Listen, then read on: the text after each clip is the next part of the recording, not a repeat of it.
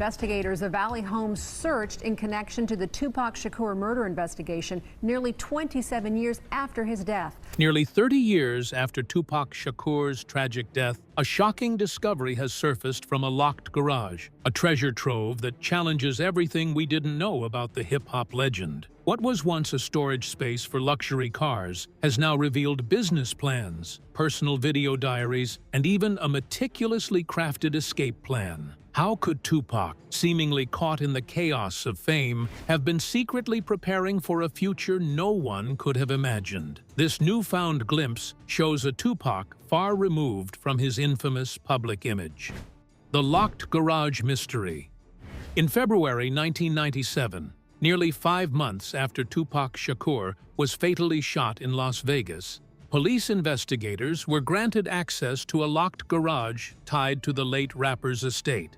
This wasn't just any ordinary search. The garage had been off-limits ever since Tupac's death, tangled in legal battles between his family, death row records, and various attorneys over control of his belongings. Authorities initially expected to find the typical belongings of a music star: expensive cars, old recording gear, maybe some memorabilia. What they uncovered, however, was far from ordinary, and would soon rewrite much of what people believed about Tupac's last months. The garage had remained sealed for months, almost frozen in time, as battles over Tupac's estate raged on. It was only a judge's order for inventory purposes that finally forced open the heavy locked door, revealing a space unlike the chaotic mess one might associate with a late celebrity's storage. Instead of dusty boxes or flashy artifacts, the room was organized, methodical, and oddly quiet, almost like a secret workshop hidden away from prying eyes. From the moment Detective Marcus Hendricks stepped inside, it was clear this garage held more than just possessions. It contained clues with the power to change a narrative. Initial impressions did not hint at the treasure trove awaiting discovery. The walls were lined with soundproofing material, a detail that sparked immediate questions. Why would a garage require such treatment? This wasn't the lounge or studio space of a carefree artist. Instead, the meticulous setup suggested that this space was designed for something serious, something purposeful.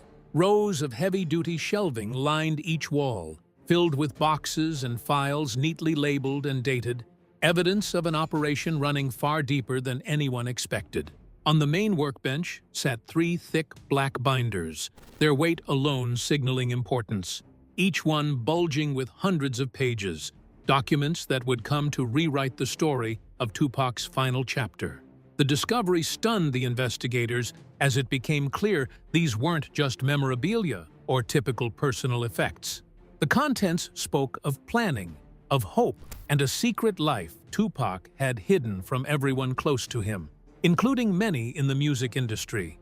What lay within those binders had the potential to shift the conversation from tragedy to revelation. Further digging revealed that the garage had not only been a vault for material possessions, but also a repository of dreams and strategies. It was evident that Tupac had been orchestrating a future completely different from the chaotic, violent life the media often portrayed. And yet, the garage itself was just a storage space, until researchers could decode what was inside those binders and the other hidden compartments that awaited exploration. The biggest surprises were still to come, and they threatened to rewrite history. What remained behind that locked door was more than physical evidence. It was the blueprint of a man grappling with his mortality and legacy.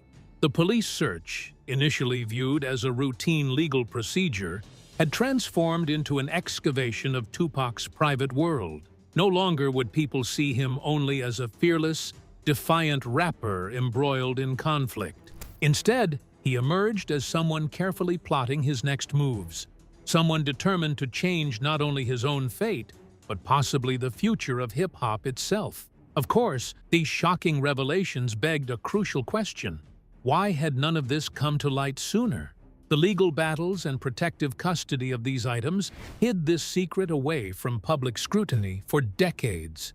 By piecing together the contents of that garage, investigators unlocked a story that Tupac, in life, had been desperately trying to tell but was largely unheard. The sealed garage was no mere storage room. It was a vault safeguarding a silent testimony. And yet, as intriguing as this opening scene was, it was only the prologue to what would become an extraordinary unraveling of Tupac's private world. With every label, every binder, and every layer peeled back, a new understanding emerged, one that challenged long-held assumptions. Such discoveries begged us to look beyond the headlines and into the man who lay behind the music, behind the controversy, and behind the tragedy. The mystery of the locked garage set the stage for what could arguably be one of the most compelling insights into Tupac Shakur's final months, an insight rooted in hope, transformation, and a desperate attempt to escape a life spiraling toward destruction. This was only the beginning of the story hidden behind that stubborn, locked door. The careful organization inside the garage hinted at the level of thought and intent Tupac had poured into his private life, prompting a closer look at the unusual setup itself. Organized plans and soundproof walls. The moment investigators walked into Tupac's garage, they noticed something unusual beyond the expected clutter. Soundproofing covered the walls. This wasn't just a storage area, but a space adapted for privacy, shielding whatever discussions or work occurred inside from outside interruption. Such a setup was rare and pointed to a level of secrecy and seriousness beyond casual hobbyist activity. It immediately suggested that this was more than a garage. It was a workspace fashioned for important, possibly sensitive projects. Heavy-duty shelving units spanned both sides of the space, each shelf neatly arranged and labeled with dates and descriptions. The almost military precision in the organization was notable. This was clearly a place where someone ran a serious operation. The neatness and grinding attention to detail felt more like an office or command center than a celebrity's secondary storage. Labels and dates lined every file and folder, emphasizing an intent to track and execute long-term plans rather than merely stash possessions awaiting auction. The work area contained a heavy workbench that held numerous items that needed to be examined in detail. The workspace contained 3 thick black binders, which held hundreds of pages that had been organized into specific sections. The binders contained project documents that exceeded the scope of musical content that most people associate with autograph books and lyric sheets. The existence of these materials demonstrates that Tupac actively shaped his own destiny instead of passively waiting for events to unfold. One binder contained movie scripts, yet these were no assignments or guest appearances. They were projects Tupac intended to direct himself. His handwriting filled pages of notes, budgets, cast ideas, and production schedules. The scripts explored themes close to Tupac's heart, which focused on community issues and gang intervention stories meant to inspire change. This was a clear sign Tupac was working to become a filmmaker, using cinema as a platform to tell stories often ignored by mainstream Hollywood. The design elements in the space created an atmosphere that powered both creative work and strategic development. The soundproofing system of the room enables Tupac to conduct video and audio projects without being disturbed or monitored. What up, Dre? What up, Pac? New album. Okay, I feel that. The combination of community-oriented scripts and precise professional schedules demonstrated his desire to achieve success by transforming his personal career and the hip-hop culture through his film work and activism. The man who built these institutions wanted to achieve more than celebrity status because he wanted to create systems that would last and make a difference. The shelf labels served as evidence for the organized process that companies used to handle their financial papers, contracts, and business communications. The way Tupac acted showed his evolution from a musician to an entrepreneur who operated various business projects through his secretive activities. The unexpected discovery demonstrated that the public perception of him existed as a basic character impression. The man sought to establish his own life direction through the documents, which he used to create a life path. His meticulous preparation work showed he had knowledge of impending time limitations. Detective Hendricks explained that this location served as a mission control center, which was actually operated by a person instead of being a glamorous spot for stars. The fans and insiders both found Tupac's public image of a wild young man who ran toward danger to be completely different from the evidence that emerged here. The garage presented itself as a training ground, which showed his dedication to practice because he dedicated himself to establishing a new life that would take him away from the conflicts that defined his musical existence. The setup process required complete precision to achieve an outcome which showed Tupac's public image and his actual existence. The study showed that he underwent major personality changes while he wanted to break free from his celebrity lifestyle and use his artistic talents for community development and artistic growth. The discovery became more shocking because people who were not in the secured garage area had never encountered these schemes. Among the most striking discoveries were the creative projects Tupac was cultivating, revealing his ambitions beyond music to impact the world through film. Tupac's film ambitions. Inside those thick binders lay several movie scripts written by Tupac himself. But what made these scripts unusual was that they were not roles he was acting in or projects assigned to him. Instead, Tupac had crafted and planned to direct these films personally, movies that would tell stories he felt deeply passionate about. His handwritten notes, production schedules, budgeting plans, and casting ideas revealed a man immersing himself in the filmmaking process with the precision of a seasoned director preparing for a major release. One prominent script, titled Thug Angels, stood out not only for its narrative, which was our true stance to be straight soldiers, straight warriors, until hip-hop came. When hardcore hip-hop came, but for its intended real-world impact. This film tells a story centered on gang intervention programs, focusing on outreach and transformation within troubled neighborhoods. Attached to the script were concrete proposals for partnerships with genuine nonprofit organizations, along with plans to hold community screenings where the proceeds would be funneled directly back into youth programs. Tupac clearly envisioned his art as a vehicle for change, leveraging storytelling to support and uplift at-risk youth. The depth of Tupac's involvement in these projects surprised many. This wasn't just an artist dabbling in side projects. It was a strategic pivot toward social activism through cinema. He was preparing to step into a new role as a filmmaker with the power to influence society beyond the traditional music stage. This vision reflected a significant shift in his priorities, one that sought to heal and rebuild communities rather than simply entertain or provoke. The detailed budgets and production timelines indicated Tupac had done his homework, understanding the demands of the movie industry. Unlike a typical celebrity stepping into film for profit or fame, Tupac was engaging seriously with the technical and logistical aspects of directing. His notes revealed a desire to learn and succeed on his own terms, unbound by the constraints he faced in the music business. This demonstrated careful planning and a clear desire for authenticity and control over his new creative path.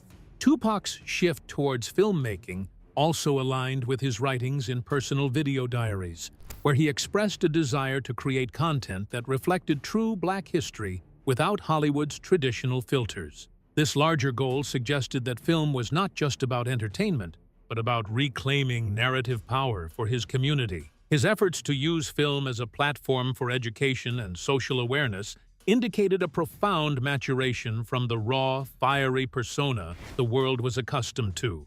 Clearly, Tupac was exploring ways to transform hip-hop culture into a multifaceted movement that went beyond music sales and lyrical battles. The scripts represented a tangible extension of that vision, rooted in real change and empowerment. These efforts exposed a side of Tupac motivated not by fame or image preservation, but by legacy building aligned with activism and community support. For those who only saw him through his public battles or provocative lyrics, these scripts challenged every stereotype. Here was an artist deeply committed to redefining himself, to making works with a purpose far greater than personal success. The Garage Binders revealed a man whose creative ambitions were intertwined with a desire to uplift and educate his audience. As the artistic vision grew clearer, investigators uncovered further proof of Tupac's commitment to supporting communities in ways far removed from the public spotlight. Secret philanthropy revealed. Among the most eye-opening finds in Tupac's garage was a second binder packed with financial records that told a story few knew, a story of quiet generosity and deep commitment to his community. These pages revealed that Tupac's money was not spent lavishly on jewelry, parties, or the high life as many assumed, but was instead funneled into causes far more meaningful. Bank statements showed regular donations to bail funds helping young people caught in the legal system on minor offenses, painting a picture of a man who cared about second chances. The documents produced receipts, which confirmed that Tupac paid legal costs for families who could not afford attorneys, who provided them with protection, and who needed assistance. The wire transfer records showed financial support that went to literacy initiatives, mentorship programs, and community centers, which existed throughout California. The public never learned about Tupac's charitable activities because he chose to help others through his public work, which showed a humble side that people did not expect from him as a vocal artist. The most important transaction involved a check that the organization sent to a literacy program in Watts 3 days before Tupac traveled to Las Vegas. The donation established a permanent dedication to educational development and community empowerment, which takes place in areas that experience high levels of economic difficulty. The timing of such an important donation, which occurred shortly before his death, provides evidence that Tupac intended to establish long-term community connections that extended beyond his musical career. He appeared to use his resources to help other people who face uncertain situations, while he himself dealt with unpredictable future outcomes. The financial binder reached its highest level of detail, which showed that Tupac used his donations to people with deliberate planning. The organization performed its work through documented activities that aimed to uplift people without any need for public recognition. The research results show that Tupac's character extends beyond his public image as an angry rebel who lost control because he cared deeply about others. His charitable work stayed concealed for 40 years until police discovered it in the garage, which had been secured with a lock. The way Tupac donated money showed his development toward new philosophical beliefs during his last weeks of life. He dedicated himself to making a difference through his work, instead of seeking attention or recognition for his charitable activities. His public demonstrations created a stark contrast to his actual persona because he wanted to develop beyond shock value and instead create healing capabilities. The binder held more than financial documents because it contained proof of an alternate Tupac who established his musical heritage through the local communities, which his music described. He demonstrated his dedication to social justice through his work in legal aid and educational programs because he wanted to provide people with immediate assistance while developing methods for ongoing growth. The documents revealed hidden acts of kindness that most people had not observed. Behind these unseen acts of kindness was another powerful revelation, proof that Tupac was also reshaping his music career completely through bold new business moves. Building Makaveli records. The third binder uncovered in Tupac's garage revealed an ambitious plan that could have altered the course of hip-hop history. Tupac was preparing to leave Death Row Records and launch his own independent label. Believe in Death Row East. Believe in that, for real. That's it right there. Legal documents dated August 1996 confirmed that Tupac had registered the name Makaveli Records, securing trademark protection and initiating conversations with distributors who could handle his music without the involvement of Suge Knight. This was no vague idea, but a fully developed business strategy, positioning Tupac as a mogul ready to control his artistic destiny. Within the binder were detailed business plans describing how he intended to sign and mentor young artists, build a full production company with his own engineers and video directors, and create a label that would outlast just his own music. It showed a vision far bigger than a solo career, a plan for a lasting institution that nurtured talent and shaped culture on his own terms. Tupac was shifting from star performer to powerful entrepreneur, quietly laying the foundations for a business empire. This pursuit of independence was significant in many ways because Death Row Records had been both a blessing and a burden. It had catapulted Tupac to global superstardom, but had also pulled him into dangerous conflicts and legal battles. Building Makaveli Records was Tupac's way to regain control, escape entanglements, and create a legacy defined by his terms, not those of others. It was a bold step toward freedom and self-determination. The corporate documents showed Tupac's understanding of the music industry was intelligent and strategic. He wasn't merely an artist looking for a label, but a businessman drafting legal paperwork, planning trademarks, and vetting distribution networks. This revealed a layer of savvy often overlooked beneath his public persona. It suggested Tupac was ready to leverage his fame into a sustainable, independent influence. Just months before his death, Tupac had a concrete blueprint for this new chapter. His vision extended beyond just music, aiming to control video production, engineers, and creative direction. Basically, all facets of artistic creation and promotion. This vertical integration aimed to empower artists under his label while preserving artistic integrity. It was the plan of someone who wanted to shift the power dynamics in hip-hop rather than simply survive them. For all his intensity on stage and screen, this attempt to build his own label showed Tupac's forward-thinking mindset. He was looking to institutionalize his impact, ensuring that his mentors and protégés could thrive long after he was gone. This binder made clear he saw himself not just as a fleeting star, but as a builder of movements and musical legacies. The plans were designed to outlast personal success and to transform the industry itself. What emerges from this is a Tupac who was both cautious and ambitious. Though his life was threatened by violence and turmoil, his business actions showed a grounded, methodical mind at work behind the scenes. He was positioning himself to exit the dangerous spotlight of death row on his own terms, with structures in place to protect both his art and his community. This was the blueprint of a man ready for a second act. As Tupac laid the foundation for his business future, he was also recording his personal thoughts and fears, reflections that would soon be revealed through an unexpected medium. The video diary Confession.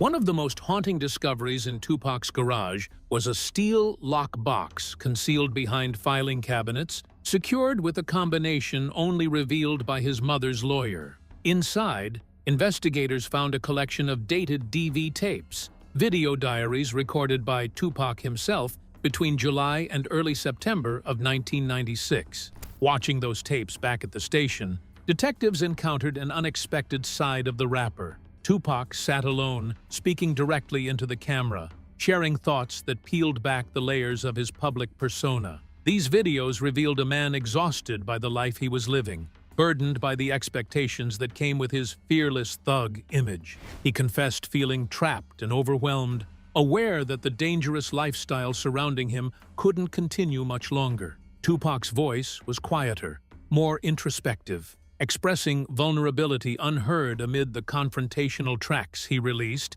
and fiery interviews he gave. It was a glimpse into a deeply conflicted soul wrestling with his fame and the escalating threats against him. The rapper Tupac Shakur expressed his desire to move to Ghana, which he considered an escape from the United States music and entertainment industry. He wanted to create Black history movies that would allow him to share authentic stories according to his personal vision without Hollywood restrictions. No matter what y'all think about me, I'm still your child, you know what I'm saying? You can't just turn me off like that. He expressed his intention to write a book about political change and activism, which would serve as an educational resource for young people who want to create actual social change instead of seeking entertainment. A video from September 3rd, which was recorded 4 days before his shooting, shows a moment when he spoke without restraint. Tupac reported that he experienced a feeling of living on borrowed time because his life began to exceed his power to manage it after his competitors and industry conflict started to take over his existence. He showed that he was dealing with enemies and internal battles while experiencing increasing danger, which occupied his thoughts throughout the day but disappeared when he appeared in public. The man in front of us displayed his full knowledge about his weaknesses instead of presenting himself as an untouchable character from music videos. The man named specific people whom he believed caused the chaotic situation that surrounded him, while he described their dangerous actions and their unauthorized information sharing, which endangered him. The tapes contained his spoken words, which showed the urgent nature of his hidden activities and his plan to escape when necessary. The sharp difference between his fierce public behavior and his deep-thinking private audio material surprised the investigators because they believed Tupac searched for an exit from his current situation. The diaries recorded Tupac's battle to create his own personal story, which would determine his public image. He struggled to find a balance between his public persona, which brought him fame, and his dream life, which included artistic expression, social change efforts, and peaceful existence. The man understood that total freedom from his long-established identity would result in him losing everything he had gained. The man demonstrated his struggle to bridge two different cultures by trying to bring together his historical background with his future vision, which he considered too risky to believe. Alongside these confidential reflections sat another astonishing find: a car that represented Tupac's tangible escape plan, loaded with secrets that would deepen the mystery even further. The escape, BMW, and hidden evidence. At the far end of the garage, investigators discovered a pristine black BMW 750IL, the same model Tupac had been in when he was shot months earlier. Unlike the damaged vehicle from the shooting, this one was spotless, never driven, and registered just weeks before his death. The keys were placed carefully in a drawer alongside a handwritten note. Exit plan: New York or Ghana. Decide by October. Inside the car's trunk, detectives found duffel bags with passports, one genuine and another forged, along with $80,000 in cash, vacuum-sealed in plastic bags, international phone cards, and a list of contacts spanning Jamaica, Cuba, and Africa suggested Tupac was preparing to disappear. He was laying the groundwork for a life beyond the threats surrounding him. Documents around the garage revealed that Tupac had been converting his assets into cash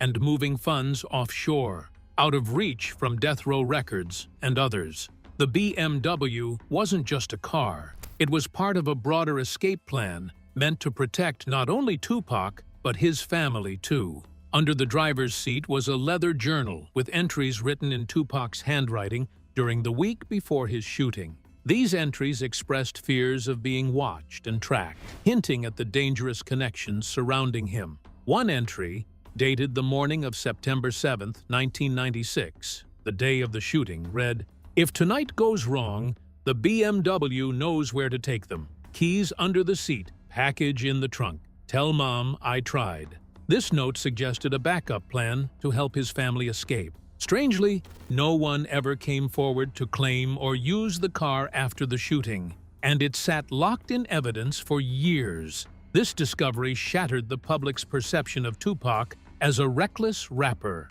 revealing a man who was planning an escape and protecting his loved ones from the violence surrounding him. The BMW, with its hidden contents, remains a haunting symbol of a life interrupted. Together, the video diaries and escape car reveal a man caught in a desperate struggle for control, planning not just his music and films, but his very survival. Legacy of a lost future. The contents found in Tupac Shakur's garage challenge the narrative of his final days. He wasn't just a reckless artist. but a man planning an escape from the persona and lifestyle that defined him. His binders, video diaries, and the secret BMW reveal a vision for transformation through creativity, independence, and community upliftment. Tupac's private world was filled with dreams far beyond music. Scripts for films showcased his commitment to social change, while his philanthropy supported legal aid, education, and youth mentorship. His plans to launch Makaveli Records demonstrated a business mindset. We rap to make money. We do business. Ain't no other record company out there that sold as many records as we did. We outsold Bad Boy. Ready to break free from the constraints of his label and build something lasting. The video diaries offer an intimate view of Tupac's internal struggles. They show a man aware of the dangers closing in on him, trapped by public expectations. Yet they also reveal hope, a desire to escape, create, and protect his loved ones. This vulnerability contrasts sharply with his aggressive public image, adding complexity to the man behind the legend. The discovery of a BMW filled with cash, passports, and a handwritten exit plan confirmed Tupac's intent to disappear if necessary. The artist planned to start fresh in either New York or Ghana because he felt an urgent danger. The presence of fake documents and international contacts